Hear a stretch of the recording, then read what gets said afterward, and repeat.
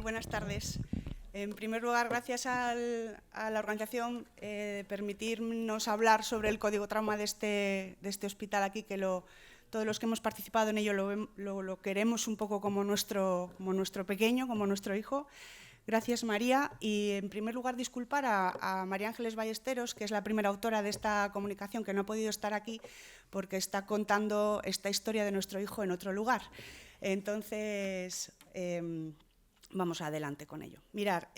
como sabéis, en la manera de asistir a nuestros pacientes, en nuestro hospital y a nivel nacional existen varios códigos, como es el código infarto, como es el código ictus, en todas aquellas patologías tiempo dependientes. Pero el paciente traumático grave o potencialmente grave en nuestro hospital no tenía su propio código. Entonces, en el año 2021, un grupo de locos de este tema, formado por casi 50 personas,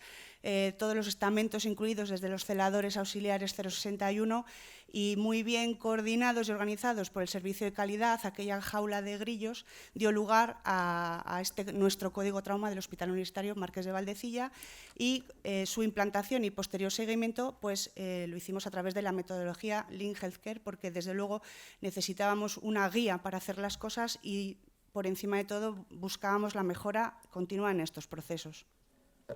Fijaros que el ámbito es inicialmente solamente el Hospital Universitario Marqués de Valdecilla. La duración del proceso para definirlo como tal nos ocupó desde octubre del 21 hasta abril del 22, y desde luego era un proyecto muy ambicioso porque ocupábamos o tratábamos de analizar todas las fases de la atención de un paciente traumático grave. Desde que sucede el accidente fuera de las paredes de este hospital, en donde la función del 061 era fundamental para nosotros, hasta cómo se realizaba el traslado, cómo llegaba al hospital, cómo nos coordinábamos con otros compañeros de servicios, como el código H, como me refiero al el código de hemorragia masiva o el servicio de radiodiagnóstico, hasta qué hacíamos con ese paciente después, si tenía que ingresar en una unidad de cuidados intensivos en la planta, la intervención del servicio de rehabilitación. Bueno, ya digo, desde que sucedía el accidente hasta que ese paciente se iba a casa en las mejores condiciones posibles, y desde luego sin perder la vista, claro, de los profesionales, pero también de los pacientes. Esto, que es así muy ambicioso, acabó plasmado en un documento versión 1.0 en aquella época. Ahora yo creo que vamos ya por la versión 3, porque desde luego estaba claro que es un proceso vivo, que teníamos que ir revisando cómo hacíamos las cosas, y para ello esta metodología de Lean Healthcare nos ha ayudado mucho. Lo que os presentamos aquí es cómo hemos analizado, un año después de la implementación del código trauma, la primera fase, es decir, lo que hace referencia a cómo se activaba el código trauma y cómo hacíamos la transferencia tanto de información como del paciente una vez que estaba en el servicio de urgencias o en el servicio de la UCI o en cualquier otro de los servicios, ¿vale? Os presentamos un estudio descriptivo retrospectivo durante todo el año 2023. Todos los casos que ingresaron en nuestro hospital de una manera u otra como trauma grave fueron registrados en el proceso trauma grave en el Altamira, y las variables que hemos revisado han sido la activación del código trauma siguiendo la forma de comunicación del código ADMIS con el 061, la identificación del líder, que para nosotros es muy importante ponerle cara al primer profesional que se va a hacer cargo del paciente, y cómo hacemos la transferencia del paciente y de la información del mismo. El grupo de trabajo que os hablaba antes, jaula de grillos, más de 50 personas, lo subdividimos en grupitos más pequeños para trabajar más fácilmente, y los grupos de trabajo de activación y transferencia se reunieron para hacer el estudio de las desviaciones del protocolo inicial, y lo hicieron pues, utilizando, como os digo, la metodología Lean Healthcare.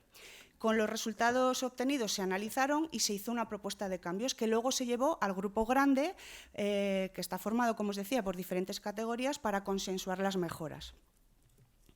Fijaros que en nuestro proceso como trauma grave del Altamira tenemos registrados en el año 2023 300 pacientes,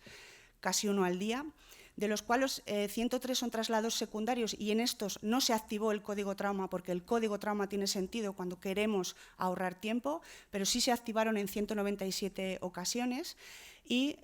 fijaros que la activación siguiendo los criterios ADMIS no consta en un 36% de las veces.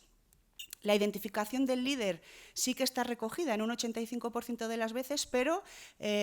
inicialmente habíamos propuesto la identificación del líder con un gorrillo, pero no hemos tenido mucho éxito porque la gente no utiliza el gorro como distintivo. Y la transferencia, tanto de información como de paciente físicamente de una camilla a otra, se efectuó de modo adecuado en un casi 60%, pero se observaron variaciones en la misma en más de un 50% de los casos. Es decir, en el plan inicial habíamos propuesto hacer primero la transferencia del paciente, es decir, pasarle de una camilla a otra, y en un segundo tiempo hacer la transferencia de la información, pero hemos visto que los profesionales pues, no lo hacíamos de esta manera. Entonces, se acordaron por unanimidad las siguientes mejoras, pues trabajar con el ámbito extrahospitalario, la difusión de la crónico ADMIS para evitar una variabilidad en cómo transmitimos la información a los profesionales que tienen que activar el código trauma.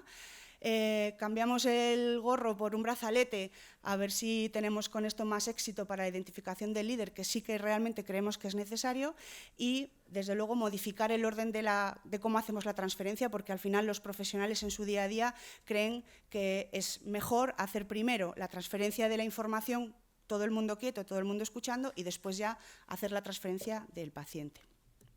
Entonces, para nosotros la herramienta Lean Healthcare sí que nos ha permitido identificar desviaciones del plan inicial, el análisis de estas desviaciones y una modificación posterior con el objetivo fundamental de evitar la variabilidad en la asistencia inicial de estos pacientes. Y esto es lo